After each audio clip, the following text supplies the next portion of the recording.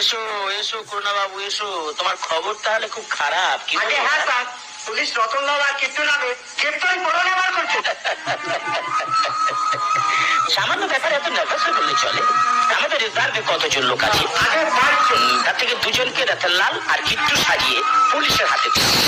যারা পুলিশের হাতে যাবে তাদের বাড়িতে 2000 করে টাকা পাঠিয়ে দেবে। ওকে?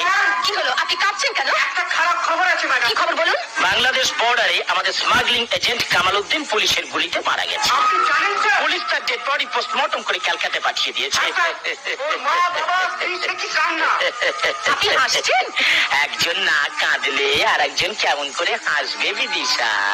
শোনো করুণা বাবু, বলুন স্যার। কামাল উদ্দিনের পেটের সেলাই খুলে সেখানে রাখা হয়েছে 17 পিস সোনার পার। এরপরই ক্যালকাটা এলে ওই সোনার পার গুলো বার করে নিতে বলবে, কেমন বিদিশা? আজকে মনটা যেন খুব খারাপ খারাপ লাগছে। আচ্ছা, আচ্ছা। কি হলো করুণা বাবু? যাচ্ছি স্যার, কিন্তু বেশি কথা বলা আমি পছন্দ করি না করুণা বাবু, ভুজঙ্গের উপর একটু নজর রাখবে। জানি স্যার।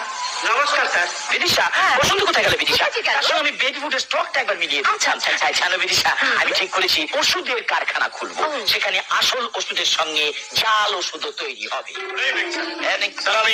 বিদিশা, ওই পাশের চেম্বারে হ্যাঁ, বুঝেছি দাদামণি। পাশের ঘরে বেশ জোরে জোরে স্টেরিওগ্রাম বাজাতে হবে। I am correct? ওকে। সাপের বিষ বেশি হলে বেদেরা কি করে ভুজঙ্গ? আমাকে আপনি ক্ষমা করে দিন স্যার, আমার ভয়ঙ্কর ভুল হয়ে গেছে। মিসেস খান্ডেলওয়ালার মেসেস খান্ডেলওয়ালার গোডাউনে আগুন ধরিয়ে দাও। তার সেক্রেটারি মিস মঞ্চনাকে ধরে এনে আপনার কাছে নিয়ে আসবো স্যার। না, মদ খাইয়ে অথবা টর্চার করে অথবা যে কোনো প্রকারই হোক তার কাছ থেকে ভেতরের খবর বার করে নিয়ে আসতেই হবে। আচ্ছা। যদি দরকার পড়ে তাকে 2 লাখ টাকা পর্যন্ত অফার দিতে পারো।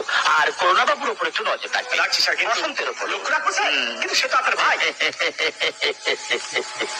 ভুজঙ্গ ভুজঙ্গ ভুজঙ্গ, ব্যবসার খাতায় ভাই বন্ধু আত্মীয় স্বজন বলে কোনো কথা নেই ভুজঙ্গ, কোনো কথা নেই। যাকে তোমার পকেটের চেকটা ব্যাংকে জমা দিয়ে তুমি সোজা চলে যাবে শিয়ালদা স্টেশন। ওখানে ওখানে মোড়ের মাথায় কয়েকটা বোম ফাটাতে হবে, যাতে কয়েকজন লোক বেশ ভালোভাবে উন্টেড হয়। যাতে লালবাজার সব কাজ ফেলে ওখানে ছুটে যায়। Yes, ঠিক ওই সময় আমার গাঁজা কোকেন আর আফিম বোঝায় লরি বালি ব্রিজ ক্রস করবে।